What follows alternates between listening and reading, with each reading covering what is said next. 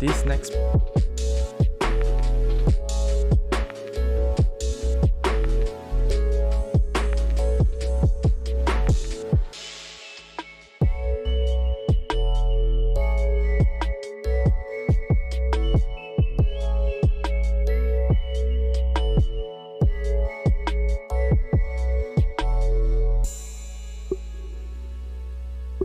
in this chapter.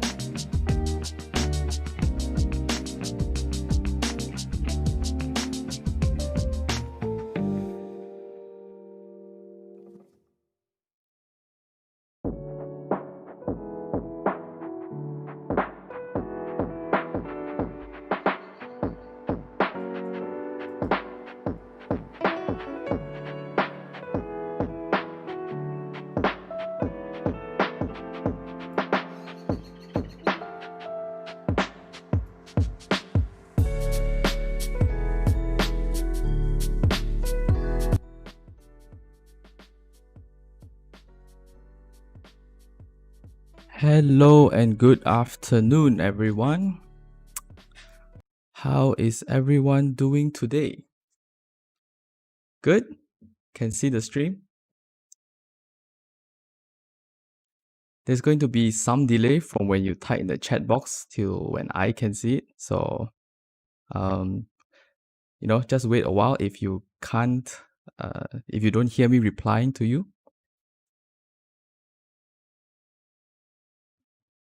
Hello? Everyone can hear me, right? Hello? Hello, hello?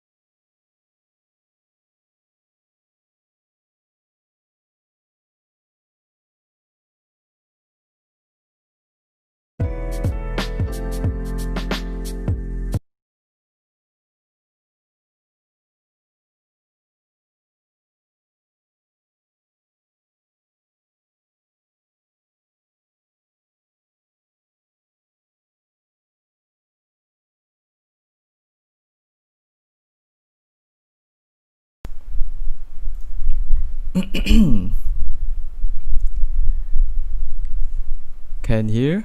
Hello?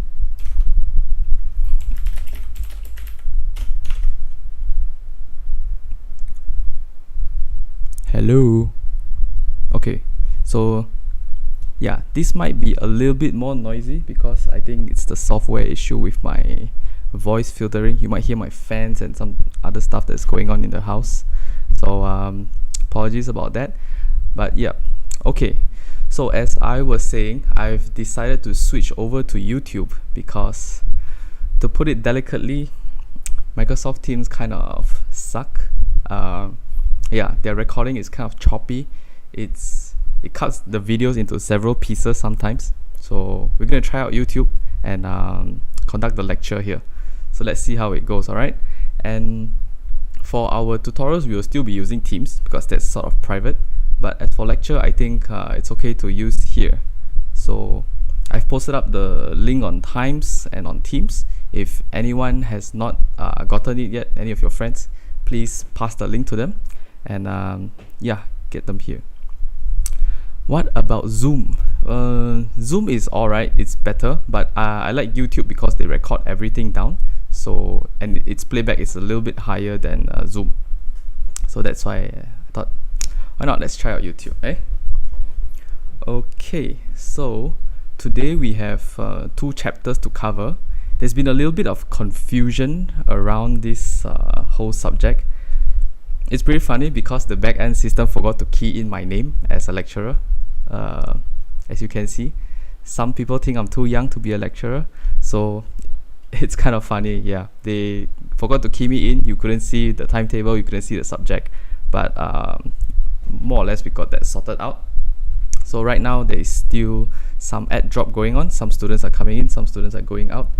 So in order to make sure that you guys can finish your assignment on time, I've rearranged a little bit of the structure of this subject.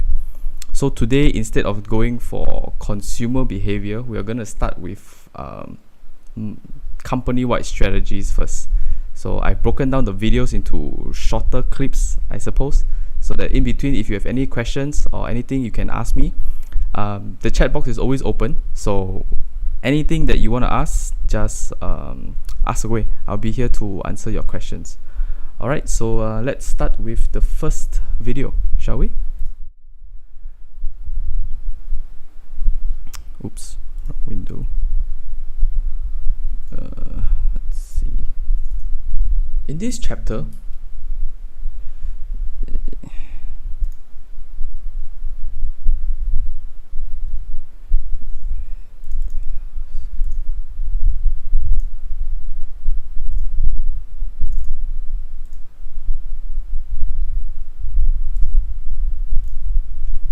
alright, so here we go.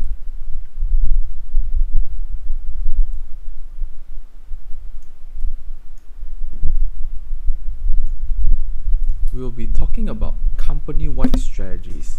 In a company, we usually have many departments, but they are all interrelated and they have to work together. So, as a marketing department, we also have to work very closely with the management of the company and look at how they have designed the overall strategy for the company and how we can use it in our marketing strategies as well.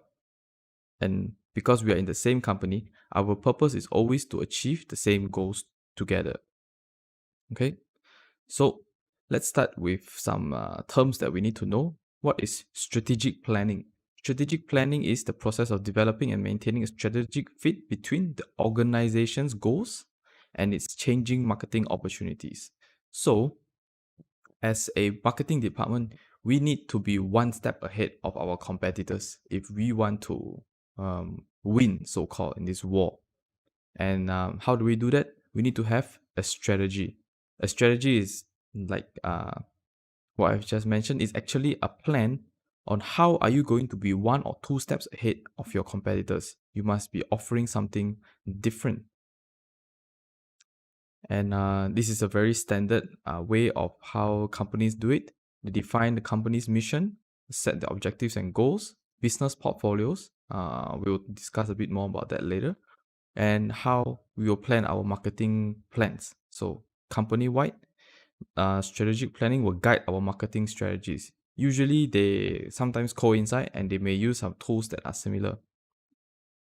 So first we need to learn what a mission statement is. It's very common nowadays for companies to have both a vision and mission statements. Its mission statement is what the company wants to do. Okay, so like for example, CVS is an American pharmaceutical chain.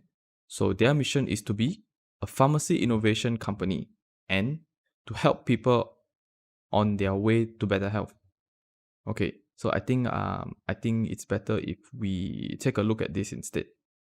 So in Procter and Gamble, they develop a lot of household products to be used. And what is their vision statement? A vision statement instead is where the company foresees themselves to be in the future. Okay, let's say in 10, 15, 20, 50 years ahead. That is a vision statement.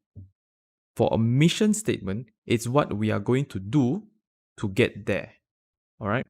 So for Procter and Gamble, their vision is to be and be recognized as the best consumer products and services company in the world. So they want to be the best in the world. And how are they going to do that? We will provide branded products and services of superior quality and value that improves the lives of the world's consumers now and for generations to come.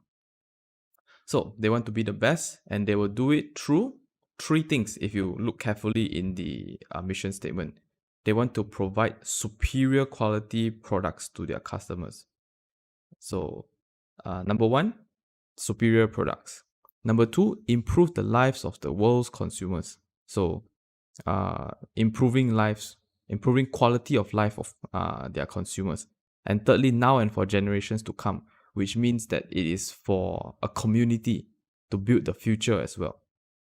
So through doing this, they will be able to be recognized as the best products, best consumer products company in the world.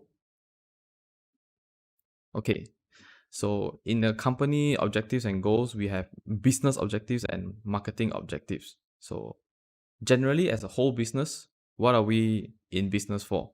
To make profits, right? And to build customer relationships. So that is more marketing actually. But in our marketing objectives, we are more concerned about increasing our market shares, do more promotions, and local partnerships, which is actually customer relationships. So a business portfolio is a collection of businesses and products that make up the company. This means that one brand usually has multiple products, or sometimes they have a group and they have multiple businesses under them. So if you combine all of that up, is what we call a business portfolio. For example, we have Coca-Cola. Coca-Cola has actually many brands under them. We have Fanta, we have the Heaven and Earth, we have the Coca-Cola brand itself. All those actually come under the Coca-Cola company. So the business portfolio is the combination of all the different brands. And a portfolio analysis is how we are going to analyze each of the businesses in the portfolio and what kind of strategic decisions we can make to improve the company's standing in the market based on the different brands and products. So strategic business units, which we will call SBU in short form, it can be a division, it can be a product line, it can be a single product. Okay, and the next slide will make more sense right now. But this is the steps how we are going to do it. Identify the business units, how attractive it is, and how much support does it deserve. So generally, we want to push the more attractive SBUs, and we will give less support to those that don't need it, because some brands are surviving well on their own, so they will not need as much support. Okay, here comes our first strategy that we can use as a company and also as a marketing department. So this is called the BCG matrix. BCG stands for Boston Consulting Group. They are one of the most prestigious consulting groups in the world, and they designed this matrix to be used to analyze a company's portfolio. Okay, so there are two things that we need to look at first. First of all, is the market growth rate, and second of all is the relative market share. So for this axis, we are looking what is the potential growth of that product or that business. Remember, as I mentioned just now, in each of these matrix, it can be a product line, or an entire business. So like imagine if, all right, where is it? Imagine this is Coca-Cola. Okay. Okay, let's change this to let's say Heaven and Earth. Heaven and Earth. And then here we have what's not nice. Okay, this is personal preference, right? This is Fanta. And here we have vitamin water. Ugh. Okay, so the business portfolio that we're going to assess using this BCG is Coca-Cola's company. All right. So in each of these matrix, we use a brand as an example. Okay, so for example, Heaven and Earth, we assume that it has a high potential growth in the future. So we put it in this axis. and it has also a high market share. So this is what we call a star. There is a very good promise for it, a promising future. It will grow well and it will become profitable in the future. A cash cow is usually a more established brand that is already selling well on its own.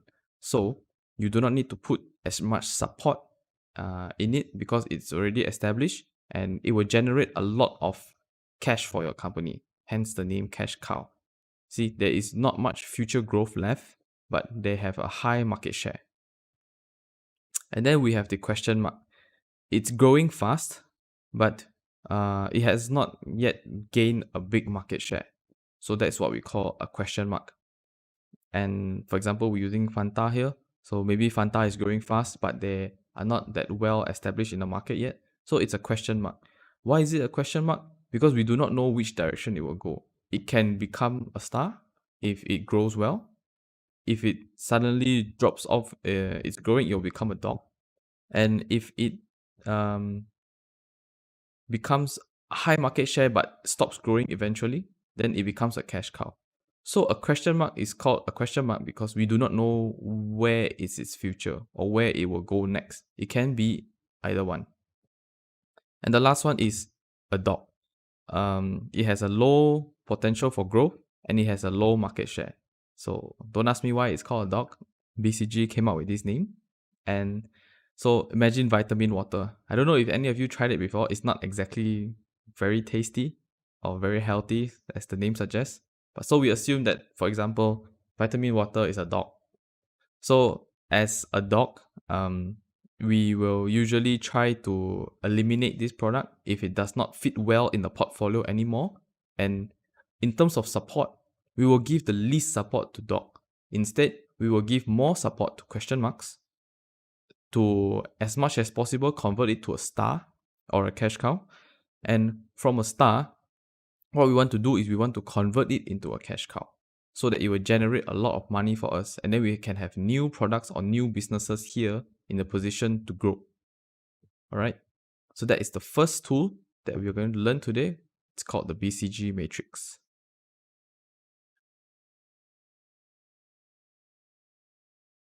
Okay, so the tool itself is not perfect because it's used in a very time-consuming and resource-consuming way. It's very easy for us to just put it out like that and discuss. But in actual business planning, when you want to assess how attractive a business is, what is the potential growth rate, how much market share is it holding, things like that take a lot of time and money for you to actually assess. And, it can take 3 months, 6 months to assess it. And by then, maybe the market position of that product or that company has already changed. So one of the limitations of the BCG matrix is that it focuses on current businesses, not on future planning. The second tool that we are going to learn today is called the product or market expansion grid. This one is more specific to a company because you are comparing between products and markets. Okay, so a market is determined by the company or the marketing department itself. You can choose a market depending on things like location, for example. If you choose Kuala Lumpur as a market, so when you expand your market into another state, then it becomes a new market. Or a market can be a country, it can be a region. So the term market here is loosely used because it depends on how you define what a market is. Okay, so let's take a look. How are we going to discuss this? In the terms of existing products and existing markets, which means something that you are already selling right now, and you want to go further and more aggressive into it, we call it the market penetration strategy. So usually what you do in this is you will have more sales promotions, you have more advertising to boost your current market position. So this is what we call market penetration. Okay, if you are going to develop a new product and use it into an existing market, then it's what we call product development. And then on the third one, if you're using an existing product and you're going to sell it into a new market, then we call it the market development. So imagine if you are Coca-Cola, since we've used that example, and your Heaven and Earth green tea has not been launched in India before. So if you are taking this existing product and you are launching it in India, so we are calling this a market development strategy. And the last one is what we call diversification, which means you are going to develop an entirely new product and to sell it into an entirely new market. So if you are Coca-Cola and you decide to develop a milk product that you want to sell in Saudi Arabia, so a halal special version of milk that is catered for Saudi Arabia's taste, and you have not had any business there before. So a new product into a new market. That is what we call diversification. Okay, so how are we going to use this grid as a company actually? It depends on what your overall strategy is. So do you want to expand yourself in new markets, or do you want to come up with new products if it is already a profitable market? So usually what companies do is that they will develop new products in markets that they are strong. So they will use product development more often. Companies that want to compete and try to dominate the entire market will use market penetration. And when sometimes they feel like they cannot compete in that market anymore, they need a new market.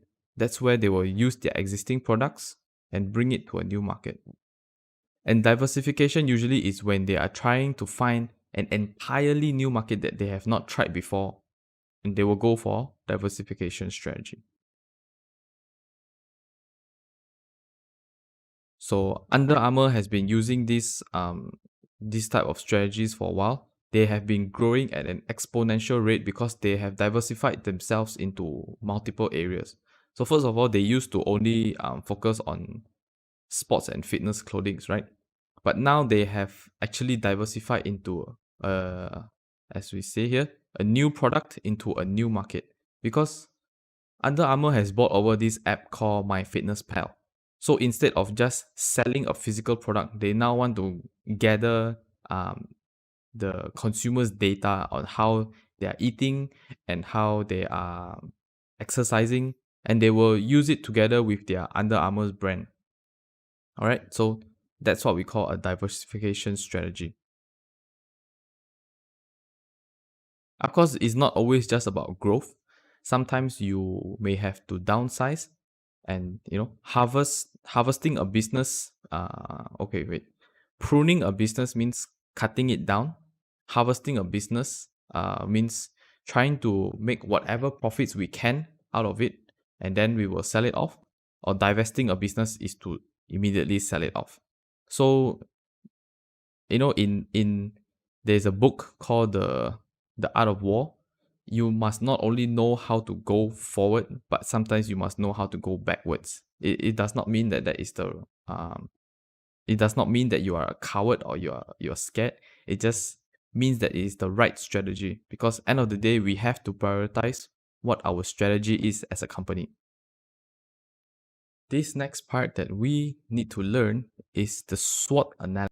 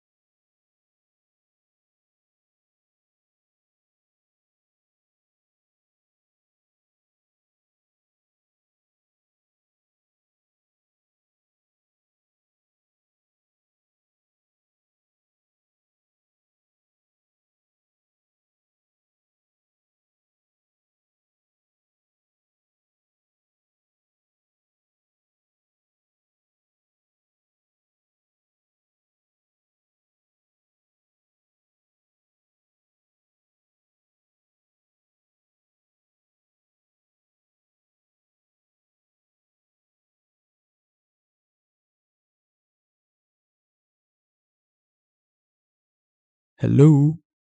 Did that help at all? I hope it did.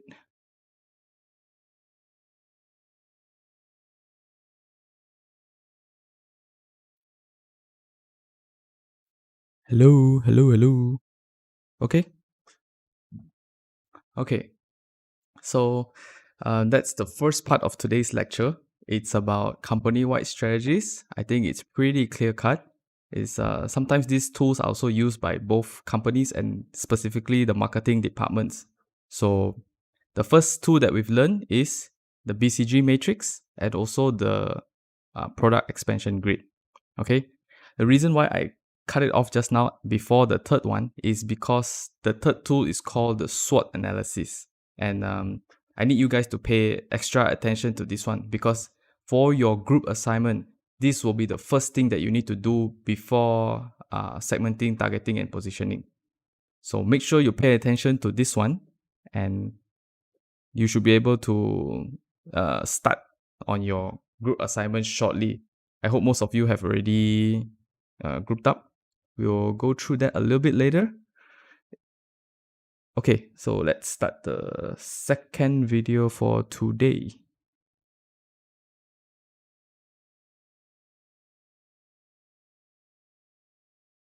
This is one of the most widely used tools out there for marketing and even for company-wide strategies because the SWOT analysis is a very fast and a simple analysis.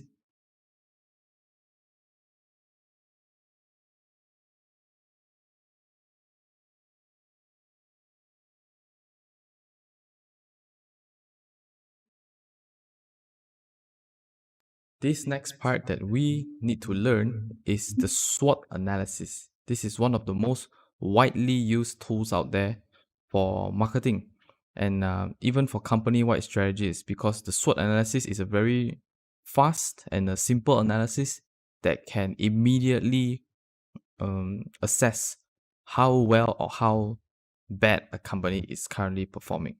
Okay, so SWOT analysis stands for strength, weaknesses, opportunities, and threats. The four alphabets of the first word, the first alphabets of the four words make up the word SWOT. All right. So, what is the purpose of the SWOT analysis? It wants to find out what our strengths and our weaknesses are and how we can capitalize on opportunities in the market and to deter threats that are oncoming to us. Okay, so first of all, we need to look at it horizontally this way. This is an internal assessment of the company, and this is an external assessment of the company. All right. In this way, vertically is a positive assessment, and on the right side is a negative assessment. Okay, so let's start with strengths first. We need to know what each of them are. A strength is the internal capabilities that a company has. So this includes things like money, resources, any intellectual properties, any processes that you are doing better than your competitors. Anything that you can actually leverage in a company. That's what we call strengths. And the weaknesses is any kind of limitation that a company may have to achieve its objective. It can be the same thing as strengths, but if you are not good at it, then it becomes a weakness. Okay? And opportunity is something that you can capitalize on that is going on in the market. Sometimes there are trends or there are new things that happen, then you have new opportunities that appear. Likewise, if the new things that appear does not bode well for you and your company, then we call that a threat. So, for example, what are opportunities and threats? The best one and the most recent one is the COVID-19 pandemic. When the virus started spreading everywhere, there were opportunities and threats for businesses everywhere. So, if you are a travel agency or you're working in the tourism industry, chances are it's a big threat for you because when the virus hits, travel bans were implemented and people could not travel anywhere. So as a tourism company, you will suffer very badly. But if you are in the medical line, people are scrambling and looking for new face masks. They are looking for hand sanitizers. So this became an opportunity for companies in the medical industry. So, like I mentioned earlier, our job is to assess these 4 factors related to your company and how we can use strengths to capitalize on the opportunities, or using strengths to reduce the threats that we are going to face. And then as for weaknesses, we need to reduce the amount of weaknesses that we have. Having as many strengths as possible and as little weaknesses as possible is ideal for a company. Let's use Apple as an example. In Apple, we have the 4 quadrants, like just now, SWOT. So what is Apple's strength? They have a very strong brand identity. They are innovative because they come out with new products every so often. They have a loyal customer base. Their brand value reputation is good. They have big budgets for marketing and advertising. They have a very good distribution chain because they are able to get their goods out quickly after the launch. But what is their weaknesses? They are incompatible. Their dependency is on only a few products. So if those products were to fail in the future, the company as a whole might fail. They're expensive. Sometimes they have distribution only in certain countries. Yes, they may be fast. They have a fast distribution chain, but they have a limited distribution chain. So it really depends how you look at it. It can become a strength and a weakness at the same time. So what kind of opportunities do they have? They have a steady customer growth, and they have smartware technology, which is a trend that is really picking up right now. Using of AI and electric cars. So from these strengths, they are not limited to just creating phones and tablets. There are also opportunities in the market right now that they can capitalize on.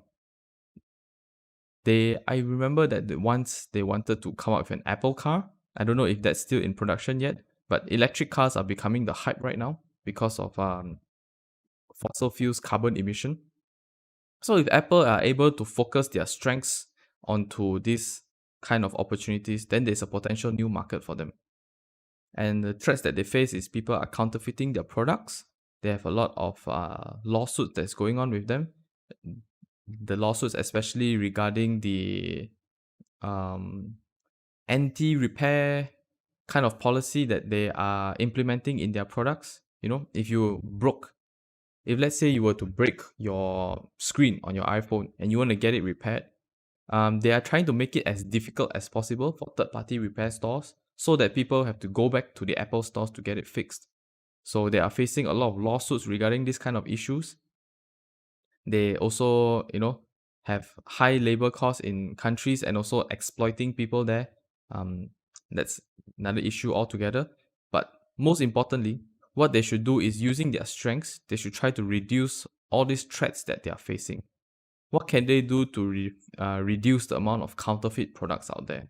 So make it as unique as possible so that it's not easy for people to copy. What about lawsuits? What can they do? They have such a high customer loyalty base. Why are they worried that people can repair the laptops outside of Apple stores? Instead, they should be working with these people and to make them authorized repair stores.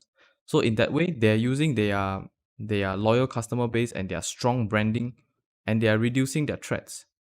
So this is an example of how the SWOT analysis can be used in a real life scenario. And this is just what a marketing plan should contain. You have the executive summary, what is the marketing situation, our threats and opportunities, so on and so forth. This is not really that important.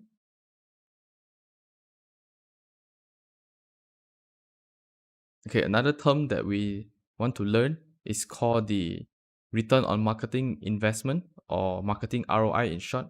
If you have taken up finance, you will know that this term is very commonly used.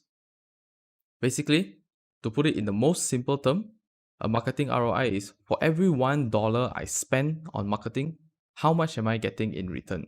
So ideally, you want it to be more than 1, because for every $1 that you spend, you want to get back more than $1. In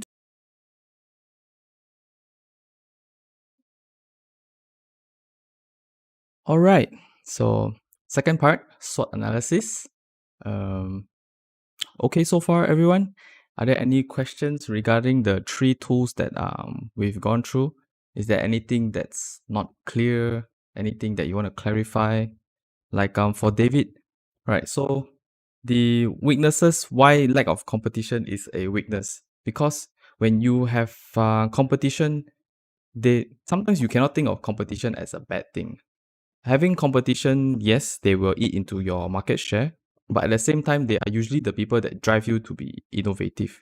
If you have a lot of competition, then chances are you need to come up with new and innovative products so that you can be one step ahead of them, right? So in recent years, actually, you can see that Apple has not been innovating a lot, but rather they are just copying other people's features. So, and also when you have competition, you can see what other people are doing, what kind of strategy they are using. By having competition, you can actually, I wouldn't say copy, but you can see what kind of mistakes that they do. So when they do that kind of mistakes, you can choose not to repeat them. Okay, so I hope that clarifies your question. Does anyone have any other questions that you want to ask me?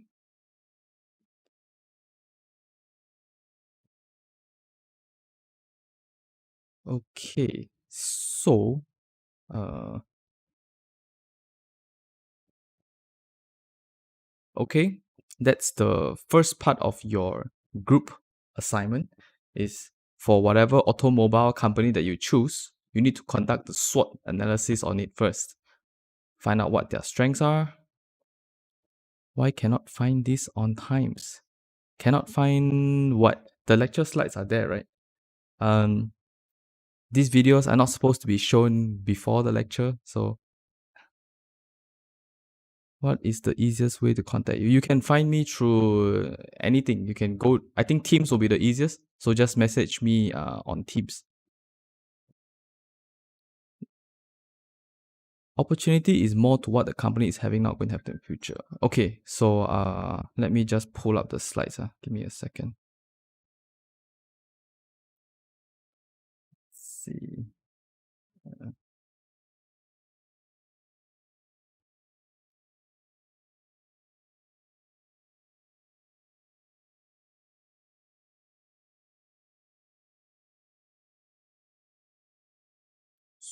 SWOT.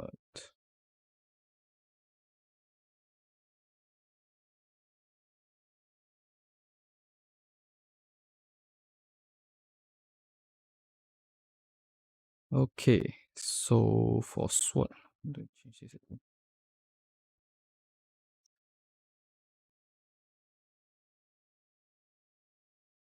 all right. So the question is, opportunity is more to what the company is having now or have in the future. Okay, so as you can see on this slide, right?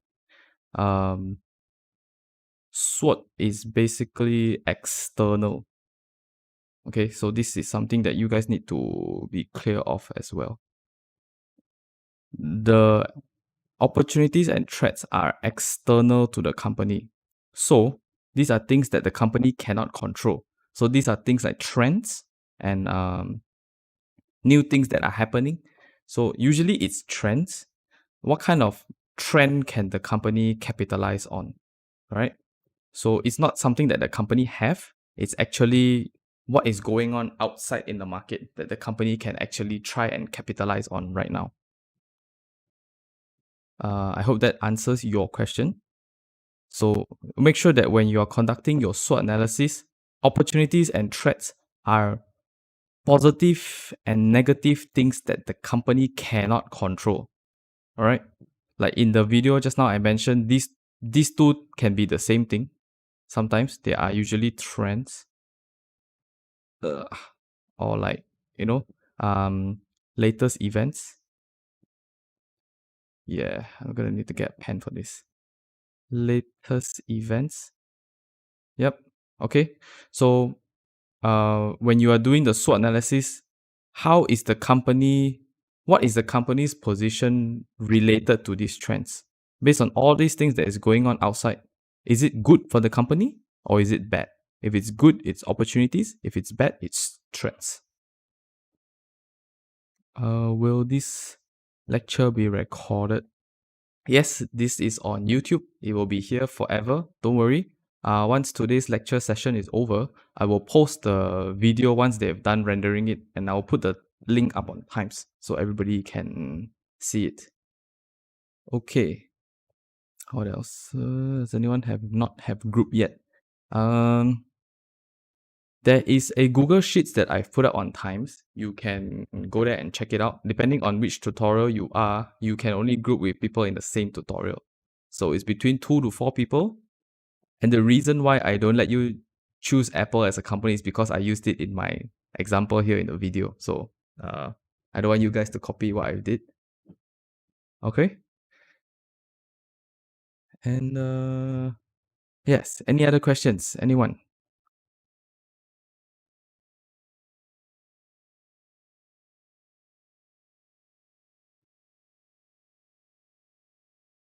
Anyway, so I can't access the POM lecture slides. You can't access the slides? Let me check what's wrong. Are you sure you can't access the slides? I've put up the files one by one on Times, and I've even put up a compressed file, a raw file, so that you can get all of it at once. Since we are doing automobile, we will need to find out how COVID-19 has impacted the automobile industry.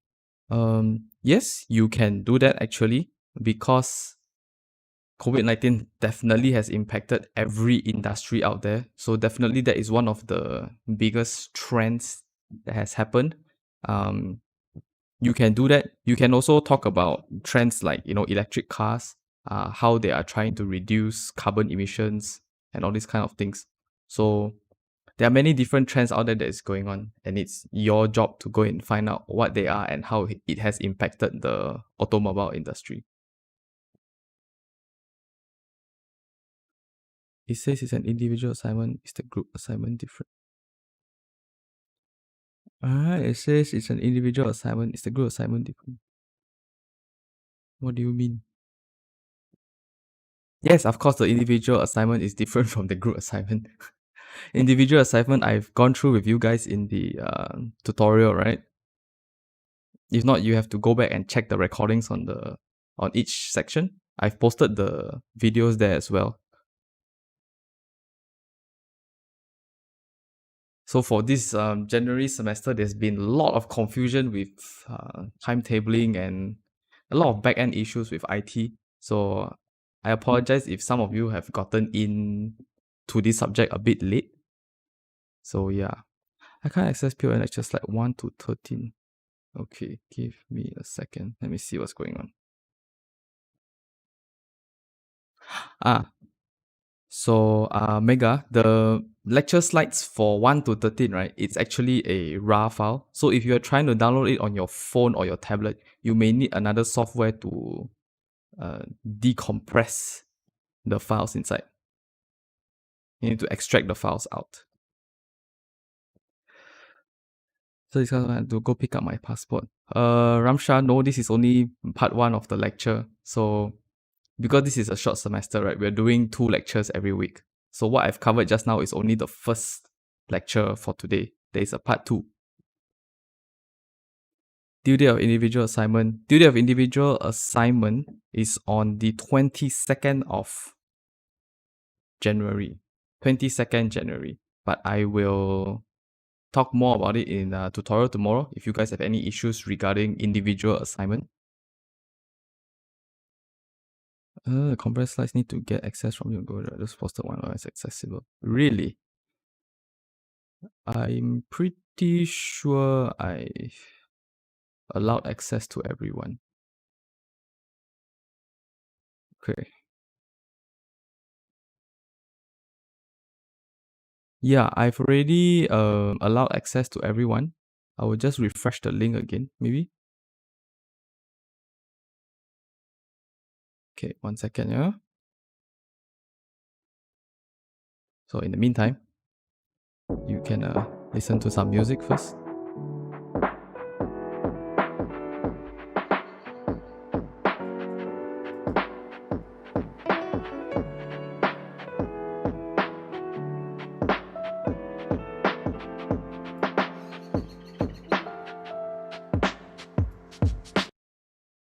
Okay. I've updated the link on the Google Sheets, so it should be everybody can access it right now. Okay. Market offerings and market myopia. Yes, that's actually I think part of chapter 1. Yeah. That's part of chapter 1. I've already covered that.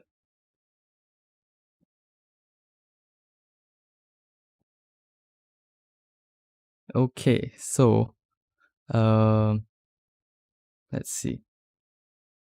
Right, is everyone here supposed to be present here? I like to try the cam system because last week I couldn't use it. Right now I should be able to. So let's do this.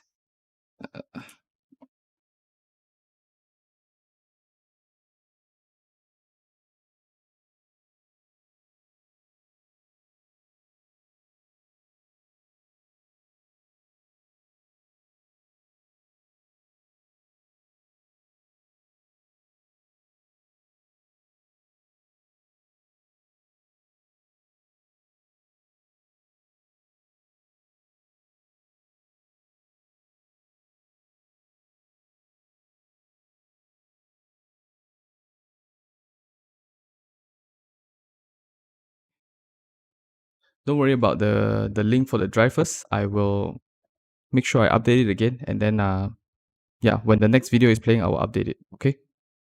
So the next part of the video, yes, yeah, the next video is going to be a bit longer because it's coming into the core of our marketing subject. So this is where we talk about segmenting, targeting, and positioning. Okay, so the first video is on segmentation first. You can go grab your popcorn, go get your drink, and we will start the next video.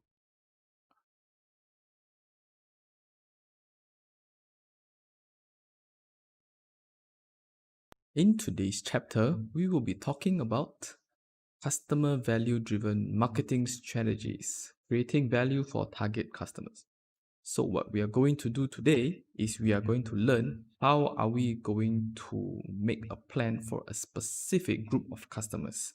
Before we can discuss the 4Ps, we must first know who we are selling to. So as usual, we have about 4 objectives. First, we learn about what is segmentation, targeting, differentiation, and positioning. Right, let's get into it. This one might be the most important part before the 4Ps.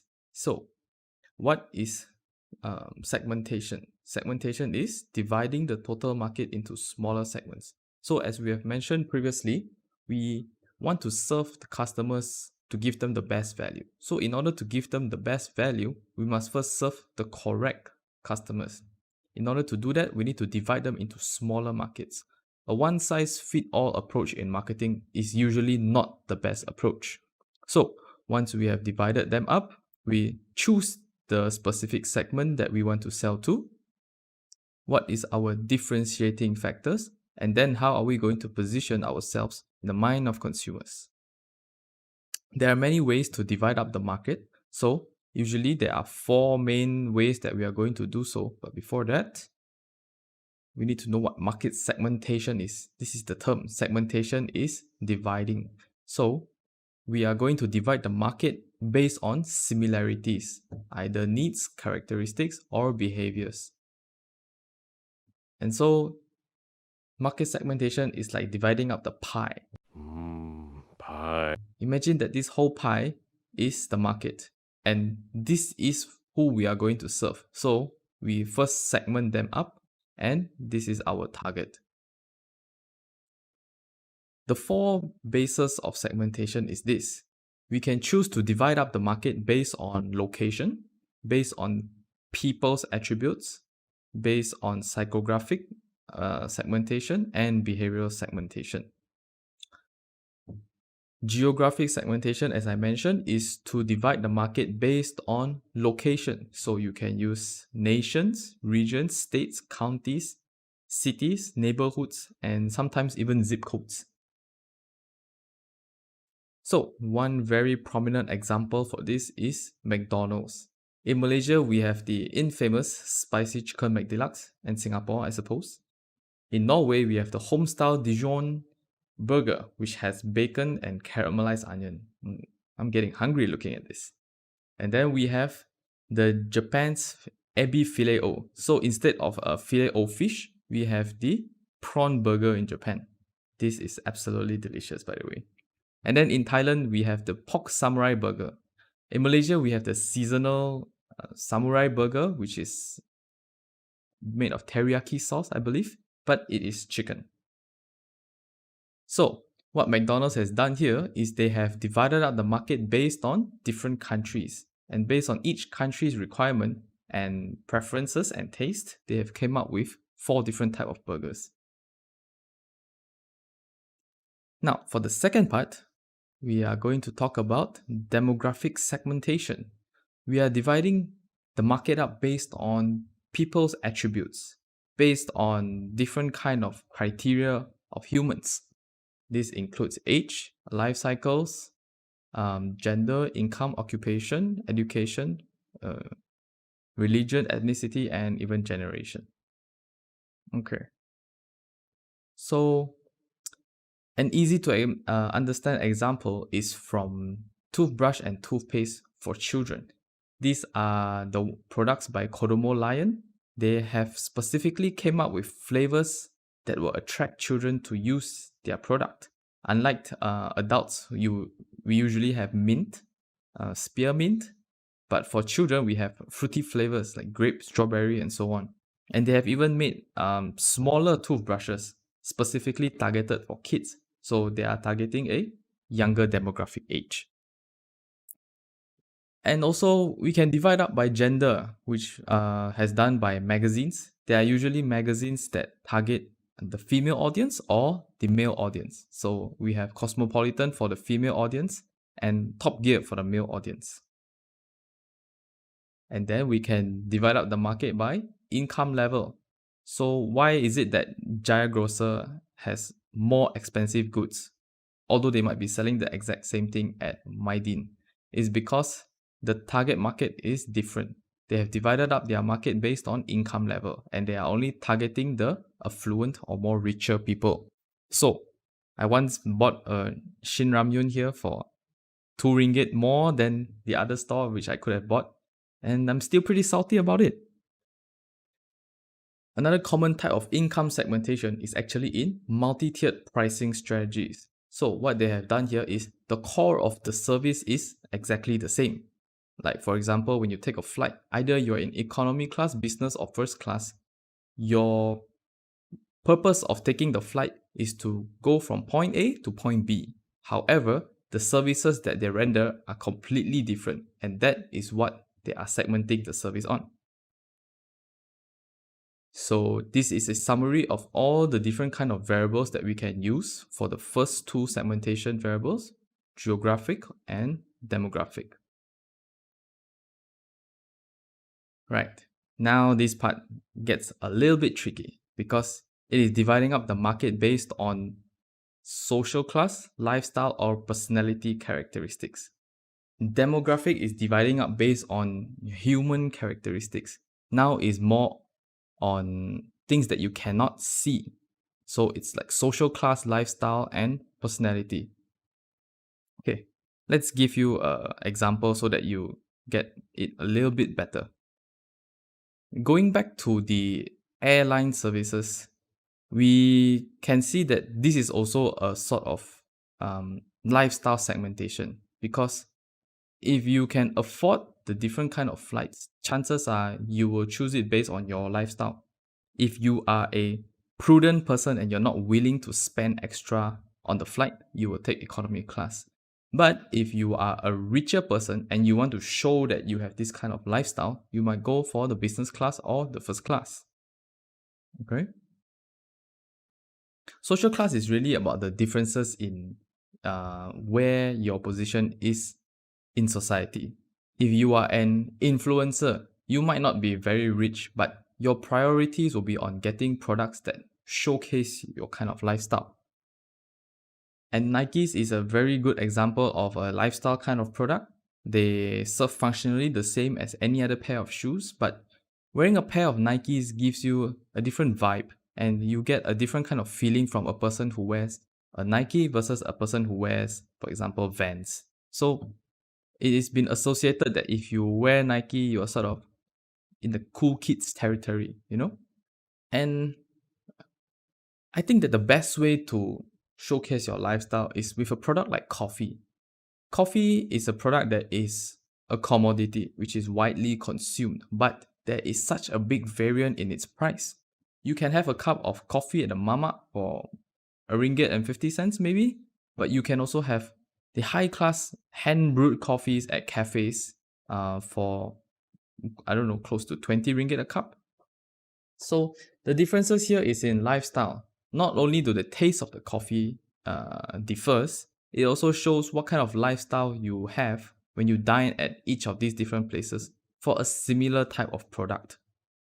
Oh, by the way, this is the 103 Coffee Workshop, which is located in Sri Petaling.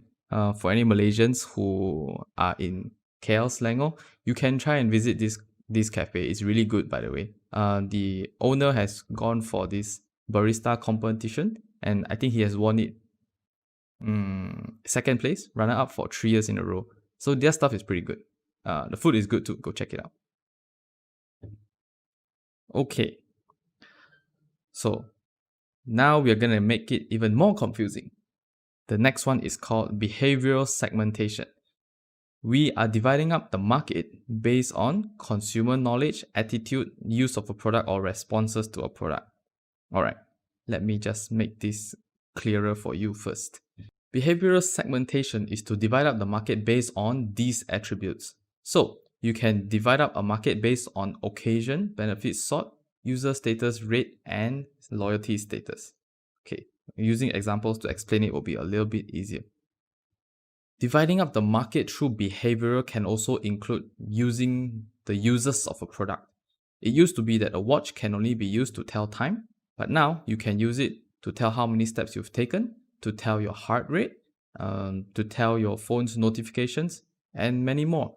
So with the advancement of technology, we also get more users in a product, and we can classify our customers who want to buy a product based on the kind of usage that they are looking for in that specific product.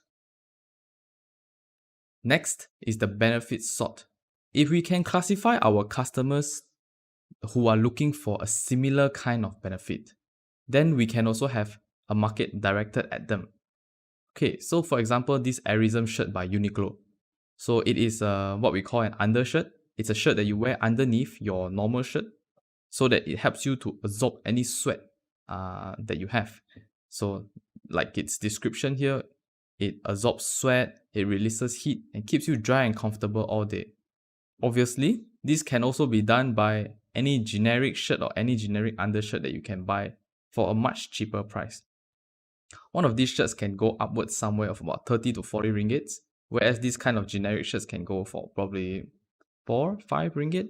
So when you are able to target your customers properly and to segment them out properly, then you can have a premium over them. Another example of benefit sought is from the left-handed market. The left-handed people are what we call the southpaw, and there are many products out there which are designed primarily for right-handed people. So there are websites like this, like called anythingleft-handed.co. They have designed products specifically for left-handed people to use. And so that is how they segment up their market. They have divided it based on left-handedness. Okay, we can also divide up the market through occasions. If you have seen shops like party shops, balloon bars, they are specialty stores which sells only party-related items. So, for events, for parties, birthdays, anything like that, you can get your supplies here.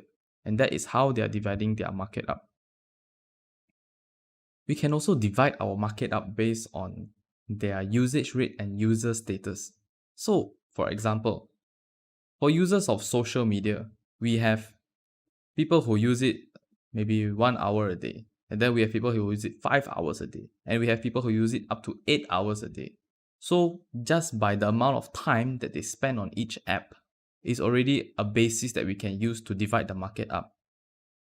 Same goes for mobile games. There are people who have not played the game. So those are what we call non-users. Our goal as marketers is to convert them into first-time users. And for people who are currently using, we want to encourage them to use more, because in all of these apps and social medias, the common point that they have is they want customers to engage more with them. The more time that customers spend using these apps, the more successful these people are. So our goal as marketers is to get non-users into current users and to increase the usage of current users. At the same time, there are people who have already left these platforms and we want to get them back. It's no wonder the games nowadays have many daily missions and they always constantly ask you to log in every day for different rewards. The purpose of that is to increase the usage rate and the user status. And so these are the many segmentation variables that we can use for psychographic or behavioral.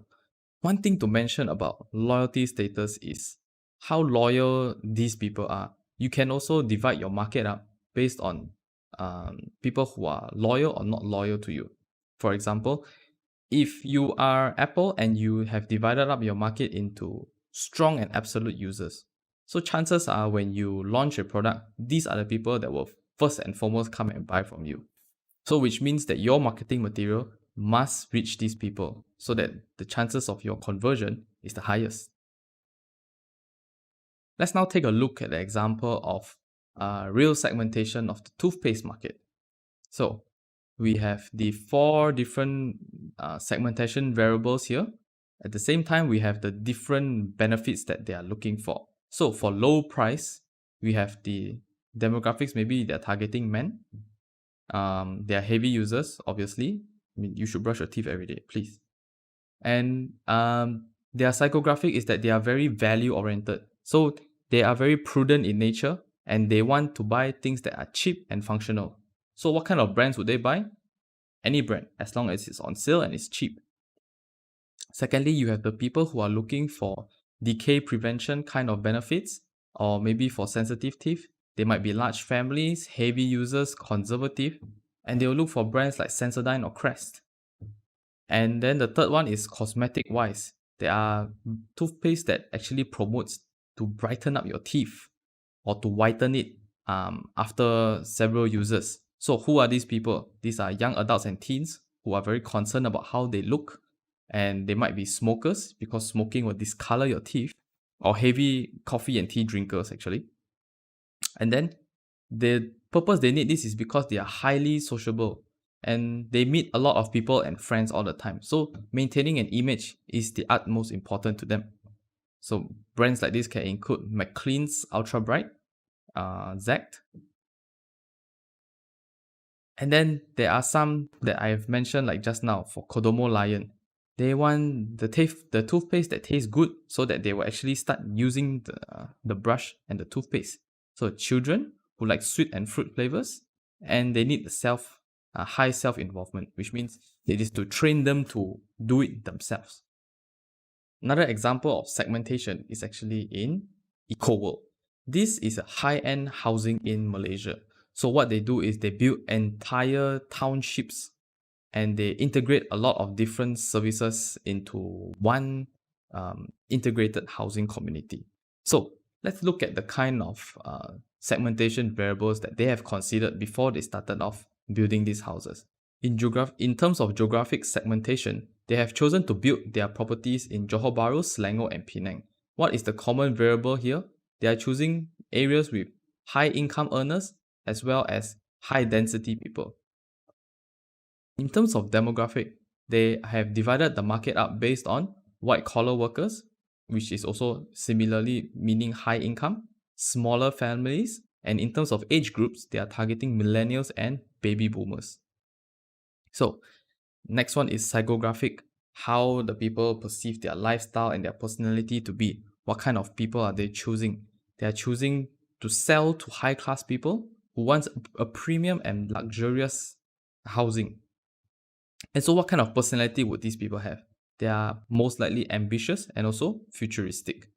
And in terms of behavioral, they have divided up the market based on benefit sought, which is to look for a secure and safe place while clean at the same time. And because this is a expensive kind of housing, they are targeting non-users or first-time users. That's why they have a lot of incentive for first-time users to buy their houses. And then they have also included some condos so that it's at a lower range and more people can afford it. As most of these eco projects are still relatively new, they are looking for people who are not loyal or some who have already bought their previous products and have some medium loyalty. What we have just discussed is segmentation for consumer markets. But what about the business markets? Generally, businesses use the same segmentation variables as consumer markets, but there is several different factors that they sometimes also use. So as you can see here, they are dividing up the business market based on operating variables, which are what type of customers they are, and then purchasing approaches are the industry that they are in and how the purchasing works. Some buy direct from the manufacturers, some go through resellers, so they can also divide up the market by that way. Situational factors are the urgency and the size of the order. There are some businesses that need very quick orders, and some large, some small. And in terms of personal characteristics is loyalty and buyer-seller similarity. You need not concern yourself too much with business markets because the focus of principles of marketing is actually more on end consumers. And we have a whole chapter on business markets anyway, so we will talk about this more in the next chapters. Now that you know what kind of segmentation variables you can use, you need to know what makes it effective or not. How are you going to check that the segmentation variables you choose can work? Well, we need to remember this abbreviation, MASDA. Sounds like Mazda, doesn't it? But it's basically these 5 attributes. So your segmentation variables must be measurable, accessible, substantial, differentiable, and actionable. Okay. In terms of measurable, it means that after you have divided up the market, you must be able to tell the size of the market, which means it has to be, for example, 1 million people. And then after you have selected, oh, I want the high income earners, I want the white collar workers, so on and so forth, you must be able to tell a size. Oh, so the total market for this product is 30,000 people. So it must be numerical, measurable. Secondly, accessible means that the market segment that you have chosen can be reached and served. So let's say you come up with an extremely cheap product which says you want to serve in Ethiopia or in North Korea, but the market is not accessible because the country does not let you in the first place, or there are no flights there. So accessibility is another issue. Substantial. Substantial basically just means profitable. If the market that you have chosen is not profitable, then it kind of defeats the whole purpose, doesn't it? And differentiable, it means that the market must be distinguishable. So you must be able to tell that this product that you are serving for this market is different from something else. And lastly, actionable, it means that effective marketing programs can be designed to attract and serve these markets. So these marketing mix strategies is the 4P. You must make sure that all 4Ps must be usable in the market that you have segmentized.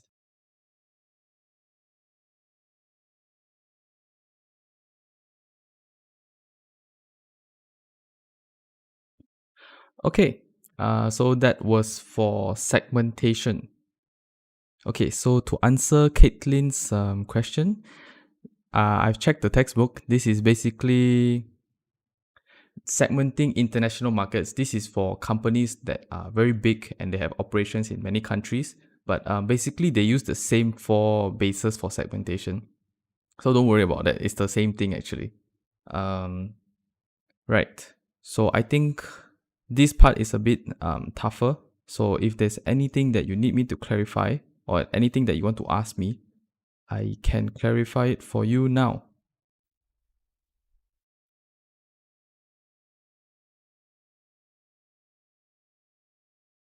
Wrong one.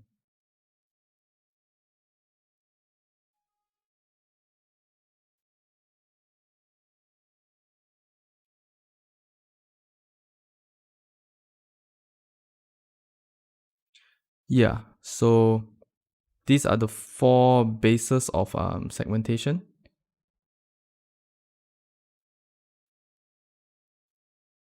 Do you guys understand what was being discussed in the video? No, the four P's is in an upcoming lecture, not yet. This is the prerequisite for four P's, which means you need to do this first before you can start doing your four P's. And actually, in marketing, sometimes you have to revisit some of these things. Like after you have done your segmenting, and then when you move on to your four P's, you have to move back here again, because when you realize like, oh, my product is actually, not suitable with this market that I've chosen, because I've modified the product here and there a little bit. So you have to come back to your segmenting strategy and change it. But I just wanted to give a quick recap on what this four is. Basically, segmentation is the way we want to divide up our market. Okay, so geographic, the first one is by location. I think this one is pretty straightforward. You can divide up a market based on place. So like Caitlin's question just now, for international markets, they usually divide up by regions. They also sometimes divide it up by countries. So yes. And then secondly, for demographic segmentation, it's actually dividing based on human attributes. Okay, so these are things that you most likely can physically see in a person sometimes.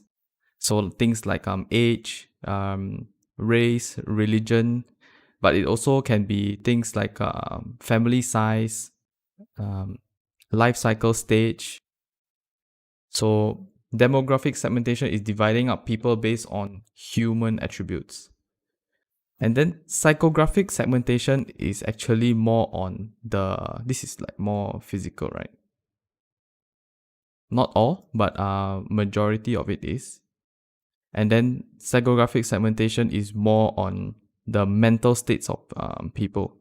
If we need to give it a classification, it's on how people perceive their lifestyle to be, you know.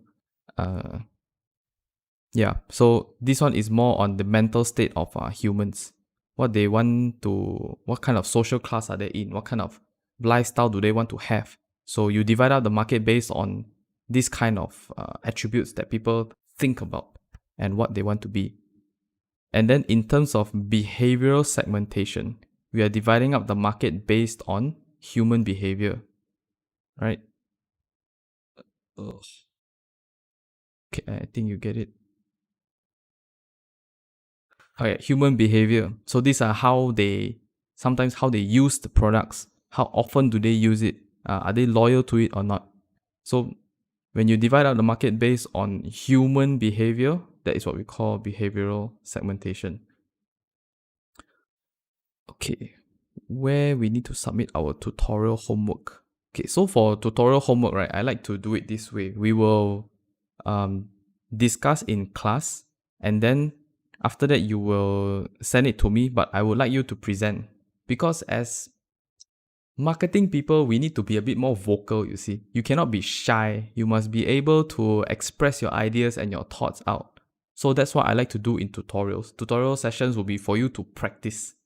So whatever work that we are going to do in tutorial, there will be a time slot allocated for you. You want to do it beforehand, no problem.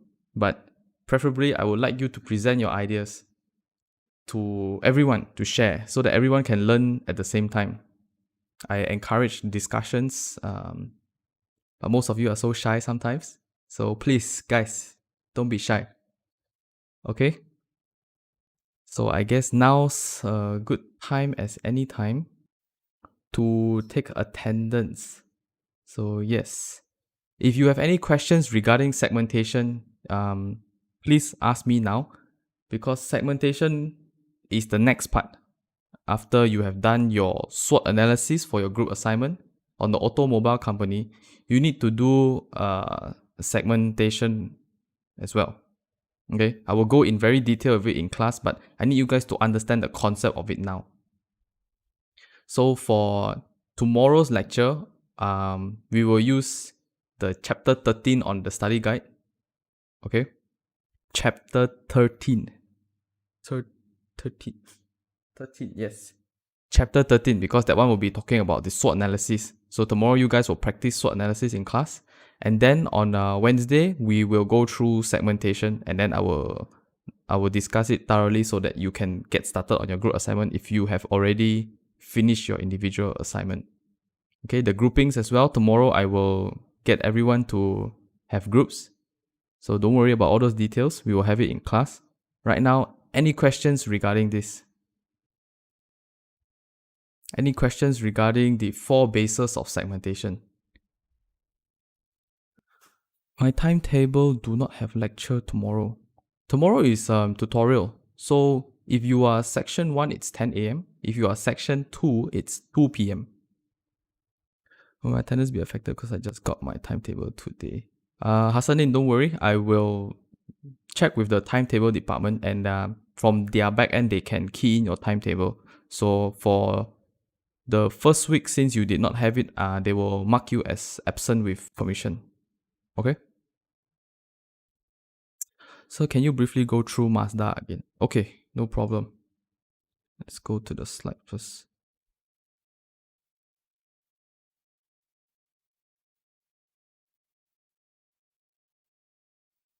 Mazda.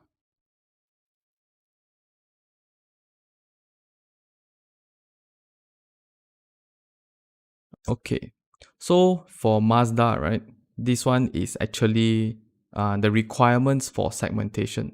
So remember, you have the 4 different segmentations: geographical, psychographic, behavioral, and demographic, right?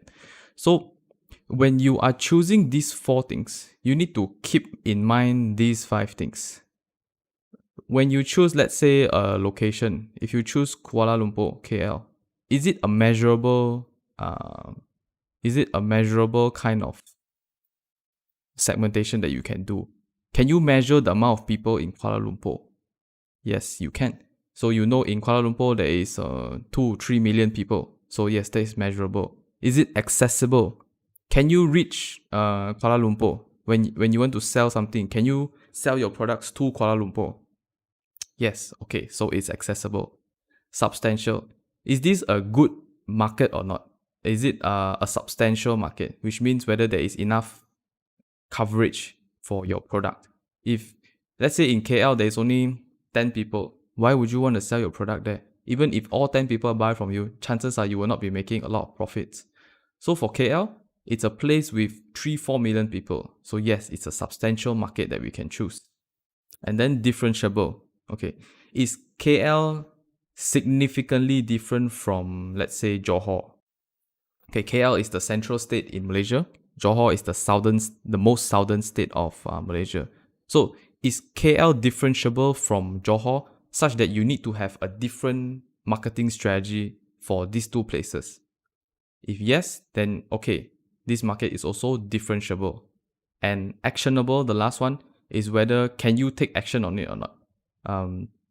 Whether you can have effective marketing programs that design specifically for KL.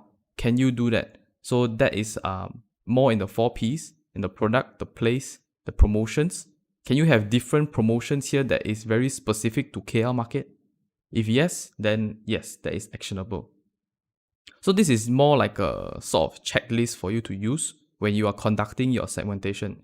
Doesn't matter whether it's geographic, demographic, psychographic, or behavioral. Any one of these, when you are choosing a specific one, remember to go through these 5. Okay, if any of it is a no, then you should not choose it as one of your segmentation variables.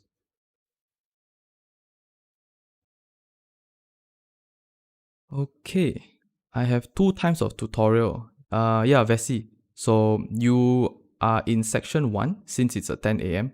because this is a short semester. So that's why I'm going through 2 sets of lectures today, which is chapter 3 and 4. And then for tutorials, you will go through chapter 3 on Tuesday and you will go through chapter 4 on Tuesday. Okay, I hope that clarifies it up.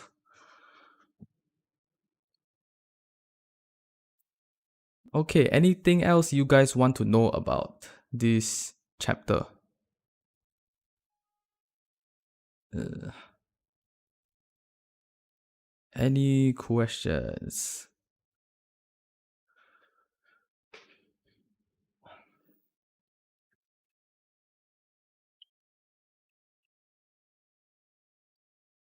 Mm. Sorry, Sumaya, my apologies. Thanks for correcting me. So, lectures are supposed to be one lecture ahead. So this week we are doing 2 and 3, but I might want to cut short 2, because we need to focus and hurry up with this short semester. There's not enough time for you to do your group assignments if you don't have enough practice. So I will adjust accordingly. But yeah, Sumaya is correct. I'm sorry about that. This week is supposed to be for chapter 2 and 3. Okay? But I will adjust accordingly. So don't miss my classes. Follow my timetable and I will make sure you guys pass. Okay?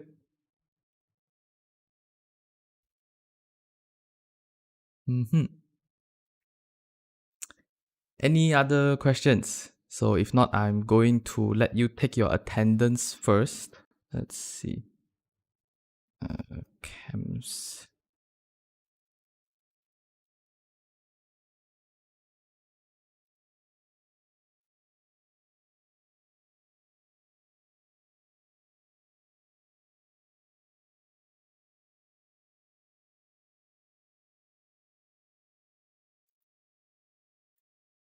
Mm,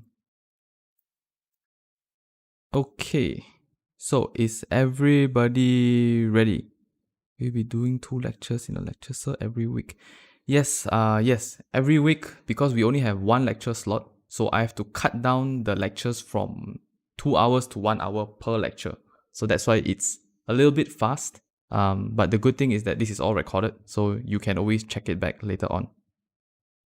Okay, is everyone ready? If everyone's ready with your app, I'm going to start the camps.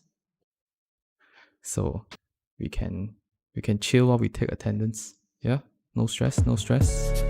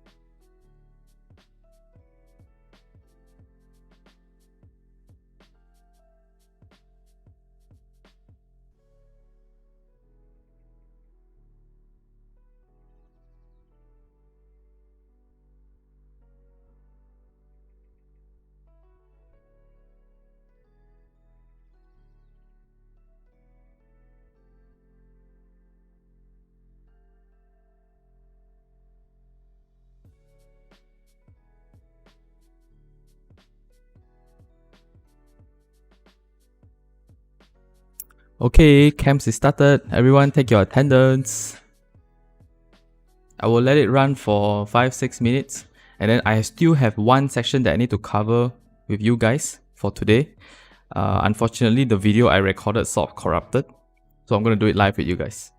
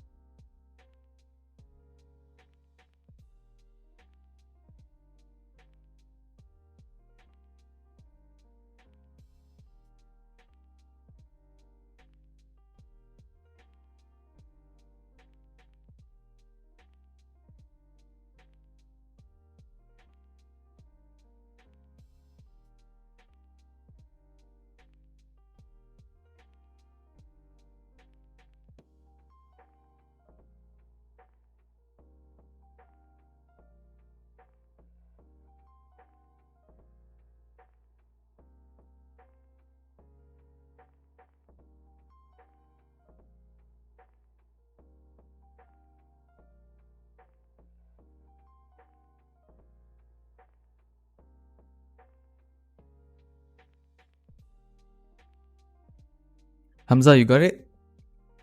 There is 38. There's 39 of you here. Who else hasn't taken their attendance?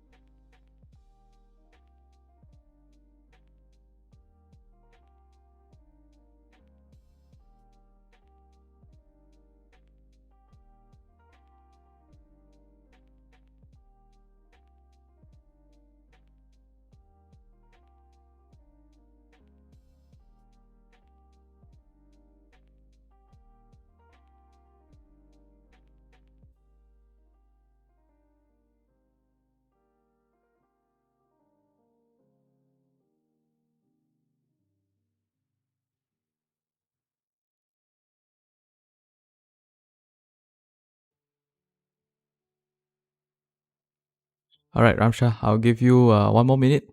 Then try to capture your attendance. If you got it, just let me know.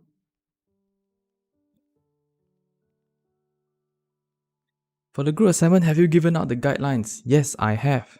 It's all in your MI. The MI is both in the Teams and also on Times. So go download it and yeah, I went through it in tutorial. No, I've not gone through it in tutorial yet, but I will do it soon. Okay, sound that everybody has gotten their attendance. I will start the last part of today's lecture. Okay, I'm just gonna leave this running in the background, okay, for anyone just in case.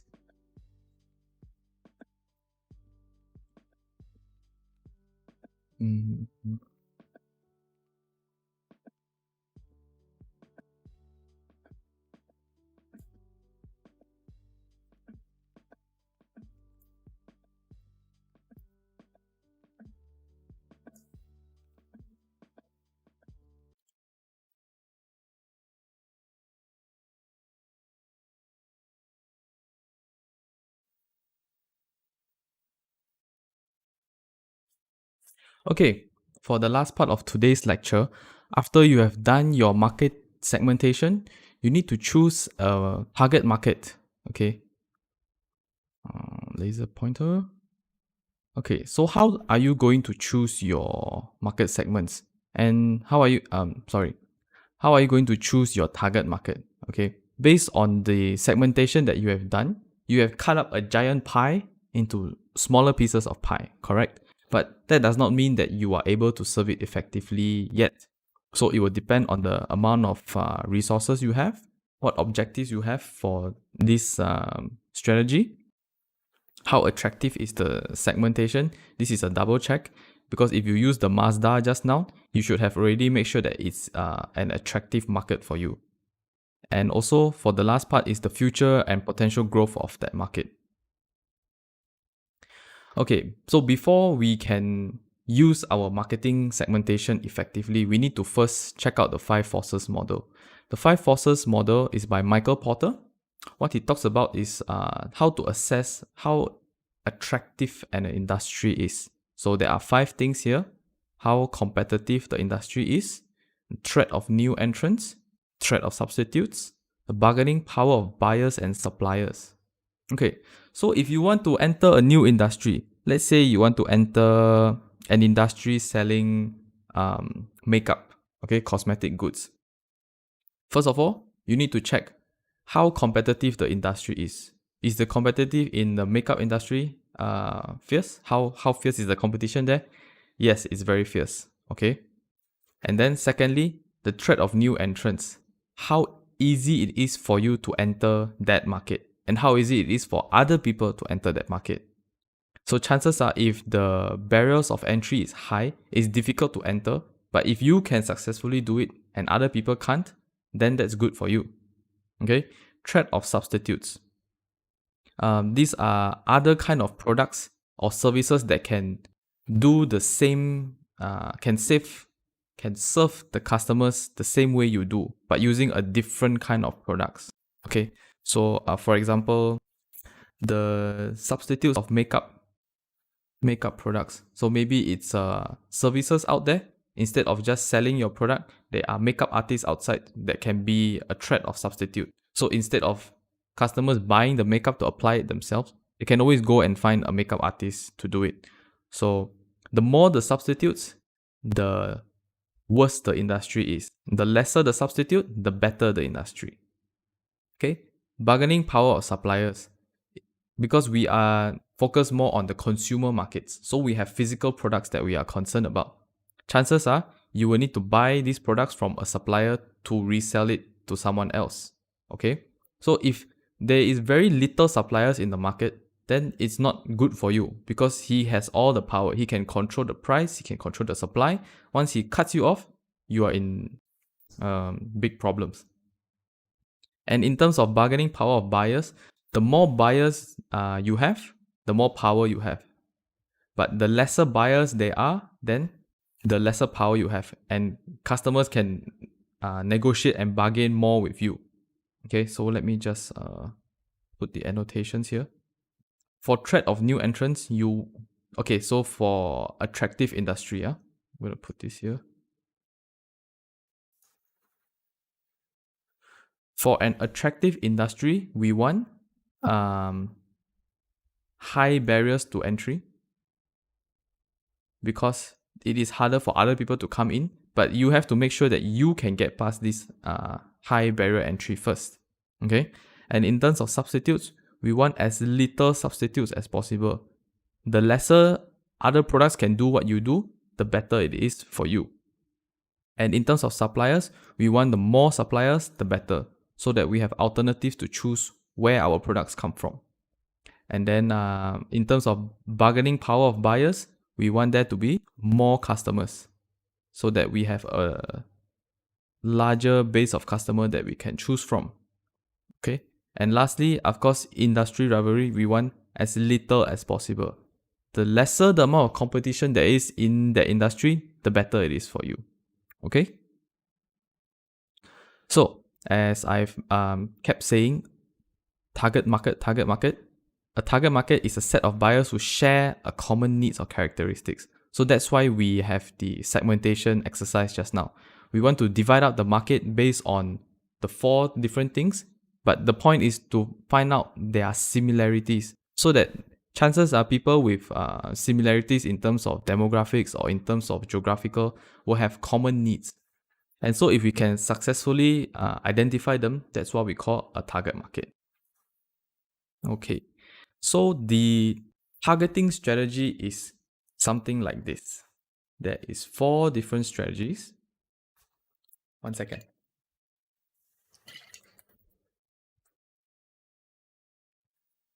Once you have divided up your market, right, you have these 4 strategies that you should still choose from.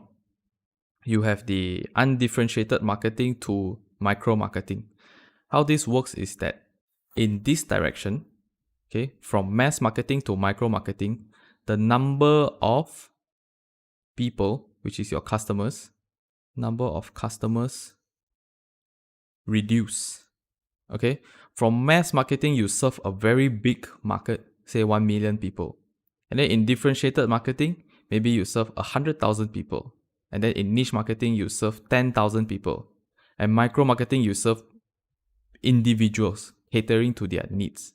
Okay, so to remember this, just remember that from mass marketing to micro marketing, your number of customers will reduce. Okay, so undifferentiated marketing, you are targeting the entire market with one offer. We also call this mass marketing. Okay, so right, I forgot one thing to mention here. From this way as well, the price of the product will also go up. Okay, in this direction, as you go from undifferentiated marketing to micro marketing, the price of your products will go up. So this is cheap products, this is slightly more expensive, and the last one is very, very expensive. Okay, so in terms of this one, the first one, mass marketing, we focus more on the common needs rather than what is different. What does this mean? Let's explain it through the example. Look, we have products like salt. we have products like school uniform. Okay, so salt, no matter if it's you buy the 30-cent salt or if you buy the 20, 50 ringgit salt, what does it do? It adds flavor to your food. Okay, across the board, it does not matter what the price is. Chances are the effects of salt is the same. Okay, some may have a little bit additional, I don't know, vitamins, minerals or something, but it doesn't matter because the main purpose of salt is to add flavor. And regardless if it's cheap or expensive, you still get the flavor from it. And then secondly, for school uniforms, you have regulations set in the country. So for in Malaysia, our secondary school uniform is a standard set of uniform, excluding international and private schools. Okay, any government or public schools have a very fixed set of colors that they have to choose and wear from. So regardless where you buy these products, they are the standard color and size. So that's why this has become a commodity, and there is no difference where you buy it from. Most likely you buy it from Justco because it's cheap. Okay, so this is a type of products for undifferentiated marketing. Now, this is just a fun fact. In Singapore, the schools actually have individually tailored uniforms. So there is only a fixed number of suppliers for their uniforms. And because of that, they, instead of an undifferentiated marketing, they are more considered a niche because the suppliers or the tailors can only serve the specific students of these schools. So as you can see, 3 different schools, 3 different sets of uniform. Okay, the second one is differentiated marketing. Differentiated marketing will target, you will have more segmentation done here because it's more diverse, and you cut them, that diverse market, into specific segments. Okay, so the examples here given is like Tide. You know, these washing detergents, they have many functions. This one is for color guard. You have some for like sweaty odors, and then you have some for white cloth. So specifically, the products are similar, right? They are still washing detergents, but there is an additional, I would say, flavor or an add-on to their basic functionality. So the goal of differentiated marketing is for us to achieve higher sales and a stronger position. This is definitely more expensive than undifferentiated marketing because we are adding different flavors, right? So another example is through potato chips, right? On the base, they are the same. They are potato chips, but they have different flavors catering to different people's preferences. Okay, same goes for Doritos. Now the third one is what we call concentrated marketing. This one we call it niche marketing most of the time. We are targeting a very specific group of people. Okay, sometimes we use niche marketing not because our target market is small, but also because our company have limited resources. We cannot afford to target such a wide audience, and we need to specify how to use our advertising budgets, right? If you are comparing yourself to, I don't know, Coca-Cola, they have such a big budget for advertising. They spend millions and millions of dollars. And let's say you are coming out with a new soda beverage. How are you going to compete with them? You will get drowned out in their advertising. So it might be better for you to choose a concentrated marketing approach. So it's more effective and efficient. Some examples include Burberry. So Burberry has a very, what do you call this? Their signature design, which is the checkered ones. So they are targeting a very specific niche of people who are looking for high-end products and with this specific design in mind. So how do they even further make their products more niche than it already is? They came up with this series called the Blue and the Black Label. I believe it is only exclusively sold in Japan. We're not talking about scalpers or resellers, but like the official stores for Blue and Black Label is only available in Japan.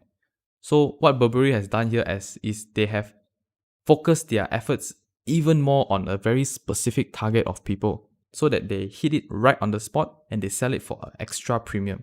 These Blue and Black Labels are more expensive than the normal Burberry products. Okay, another example is from Razer Mouse. So this company is a company that is producing gaming peripherals, so like keyboards, mice, controllers, all that kind of stuff. So what they have is they have came up with this left-hand edition product for people. because most people are right-handed, and most mouse and keyboards out there are designed for right-handed people. So they realized that there was a niche, and they came up with these products that specifically used for left-handed people. Not only is this product not profitable, it's actually very, very expensive to produce. But Razer has continued to do so because they realize that there is a customer segment for it. There is a need. So even though it's not profitable, they have done it, and it gave the company a very good brand image. And they got a lot of free advertising because people were writing articles about this and how good they are. And so sometimes you have to consider, when you are doing a niche marketing, what kind of effect are you trying to gain out of it? And lastly, we have micro marketing. This is usually for tailor-made products. We try to get products for people who want to really stand out. They want things that are tailored specifically to them.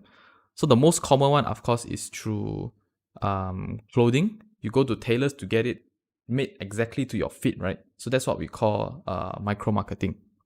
But micro marketing also includes local marketing. And this is the example I just gave. This is the wardrobe. This is a store in Malaysia. They do custom-made suits for men, especially. So you can get your very own tailor-made suit right here. Okay, yep. One-to-one marketing, as I mentioned. So as you can see here, this is a Rolls-Royce. This car starts from anywhere from 2 million upwards to 6 million. So they allow the customers to modify every single aspect of the car in terms of looks and design, as long as it does not compromise on the safety of the car. See, this is a very bizarre design. So right now I want to show you this short clip actually of this guy who's very, very rich. We're not going to judge what he has done to his car, but rather the ability that he has to modify his Rolls Royce. So, okay.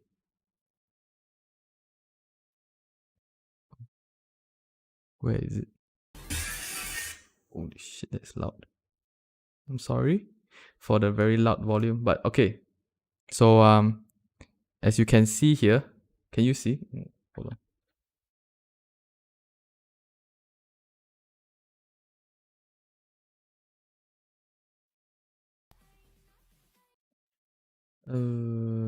Why is it not showing?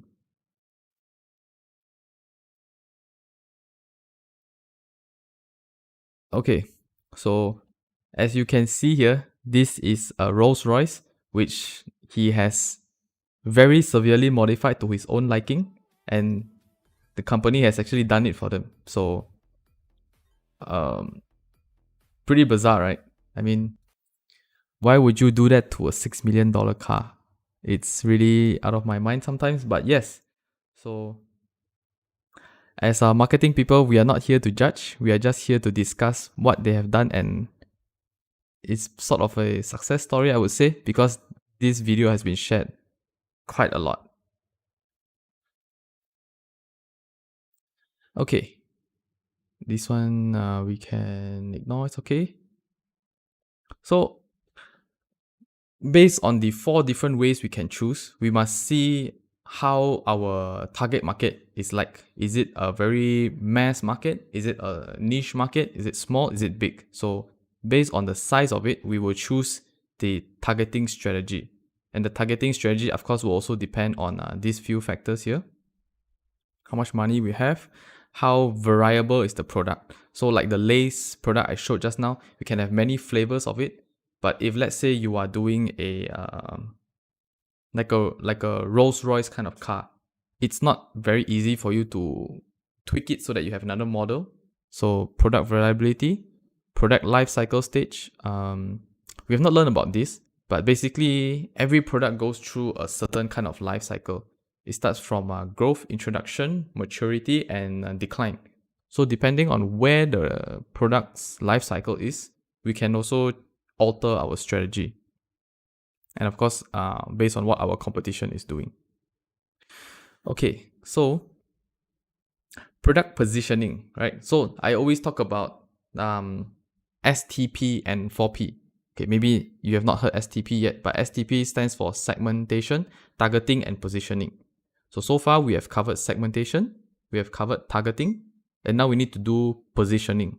This is the basis of our marketing strategies. And a product position is the way the product is perceived in the consumer's mind. Okay, so very easy. When I give you a product brand or product name itself, immediately in your head you will have a gauge of what is the price and what is the quality of the product. Okay, so how do we display this and show people what exactly it is?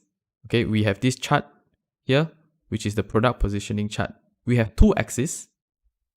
For the vertical axis, we have price, and then on the horizontal axis, we have quality. So usually product positioning is used to compare the price of the product and the quality of the product. So an example here is the automobile industry. We have many different brands of cars.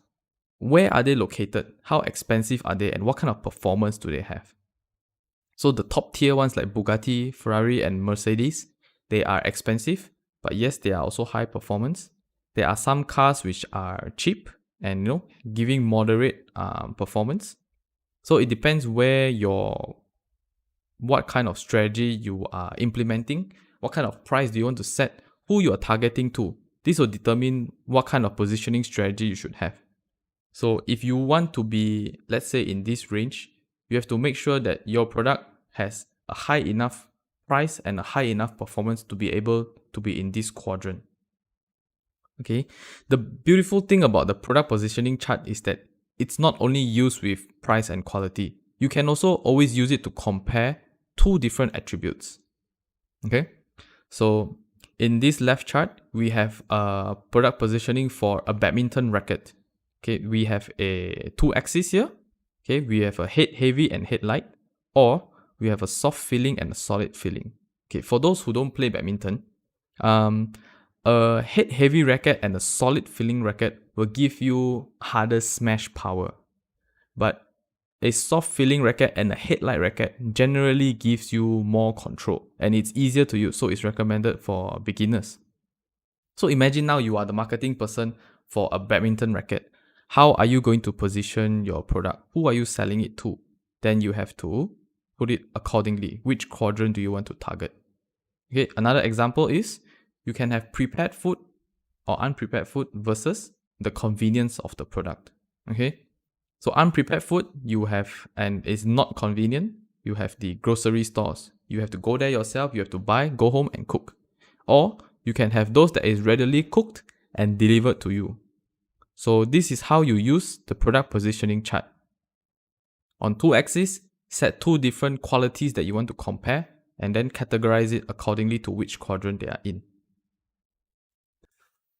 Okay, so for the very last part we need to discuss is differentiation and positioning strategy, because nothing is really new out there anymore nowadays. So when we come up with a new product or we want to sell something, we need to have a competitive advantage. We need to offer greater value from our products to our customers, or we are able to offer the same quality of product but at a lower price. So a very simple one to understand is AirAsia versus Mars.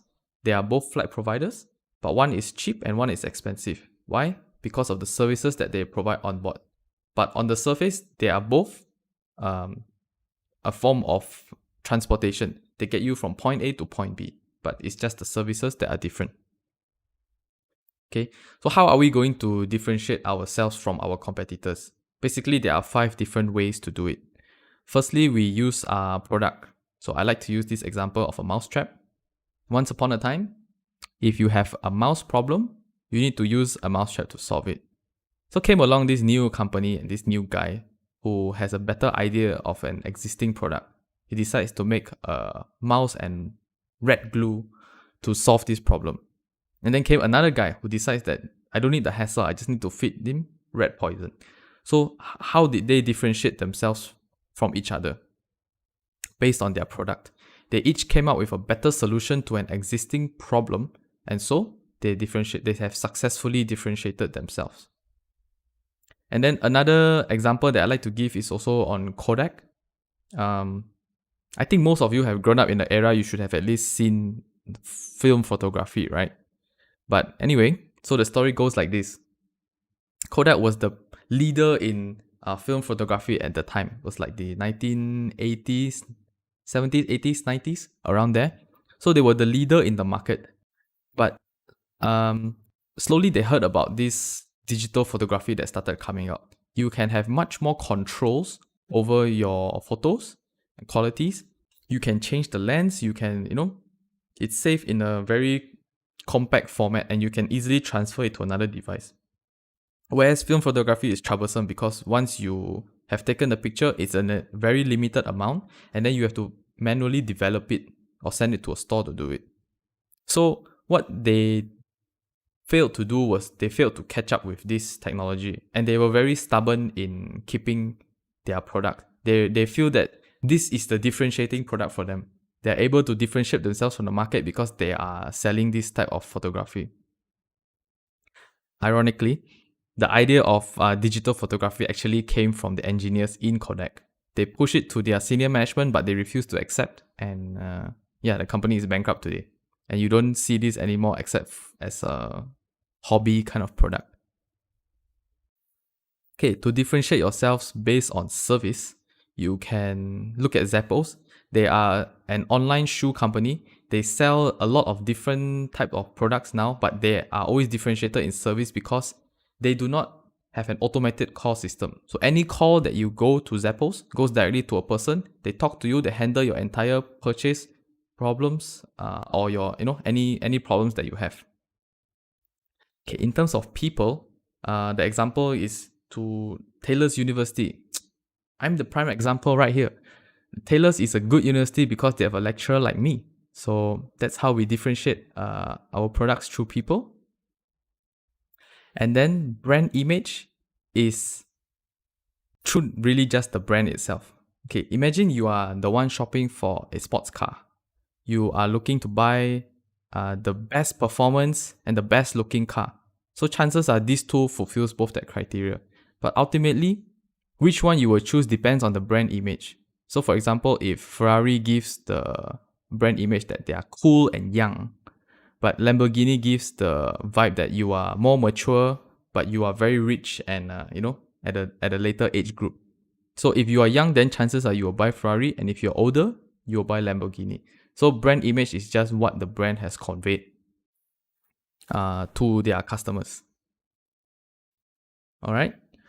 For the last part, it's value propositions. So when you have already chosen your differentiating factors, you can compare it with this chart and see which category it falls in.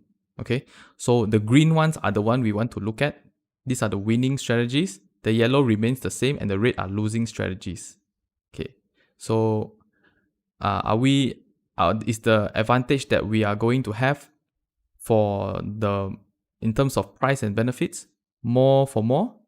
Are we selling it more expensive for more benefits? Okay, I think examples are easier.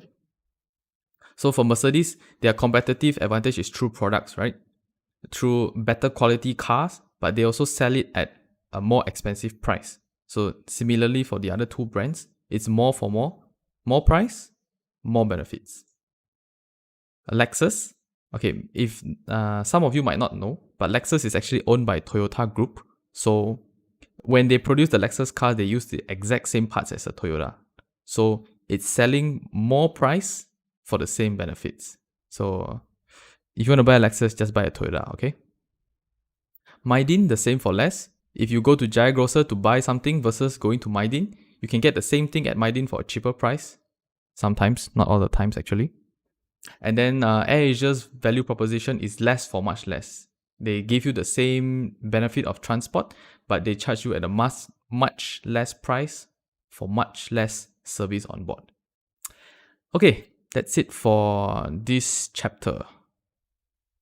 So right now we have covered the 3 STPs, which is segmenting, targeting, and positioning. Okay, so that is the first part of marketing. Anything when you want to do marketing, you start with segmenting, targeting, and positioning. Then after you have completed these three, we move on to the 4 Ps. And usually with that, you have about a very complete marketing plan already. Okay, I still have some questions here. For the individual assignment 17, does it exclude the references? Yes, 20% exclude the references. And from Hassanin, what is the difference between market niche and concentrated marketing? These two is the same. They are just different terms they use to describe. They are usually the same thing, actually. Okay, I just want to make sure, has everybody gotten their attendance taken? Should be yes, right? Is there any questions you have for me regarding targeting and positioning?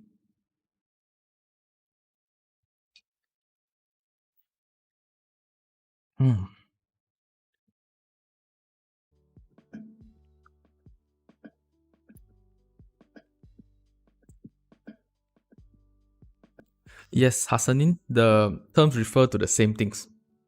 Niche and concentrated marketing is the same. It's just some people use different terms here and there. But actually in the real world, we use niche marketing more often than concentrated. Okay, if you have any questions, you can stay on here with me. There's 2 minutes left for this lecture. But for those of you who think you're done for the day, go ahead. You can switch off. Oh yeah, one last thing. Before you leave, if you want to get the alerts before the lecture starts, I will always start it earlier before the lecture slot. So you can just subscribe to this YouTube channel. Then so you don't have to check for the link every time. I will also constantly update the link at times. But if you follow this YouTube channel, then switch on your notifications. They will tell you before the lecture starts, so you don't miss it.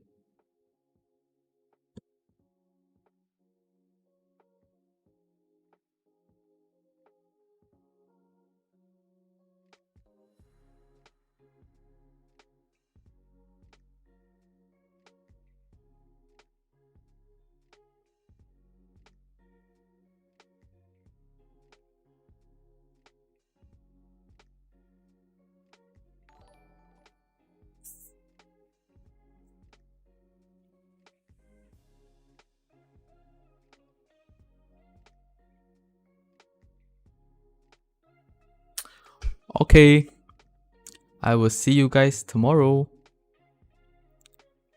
Micro marketing is a much more targeted marketing. Yes, you're right. Micro marketing, as the name suggests, is more for individuals. So we want to cater to a very, very, very specific and small group of people.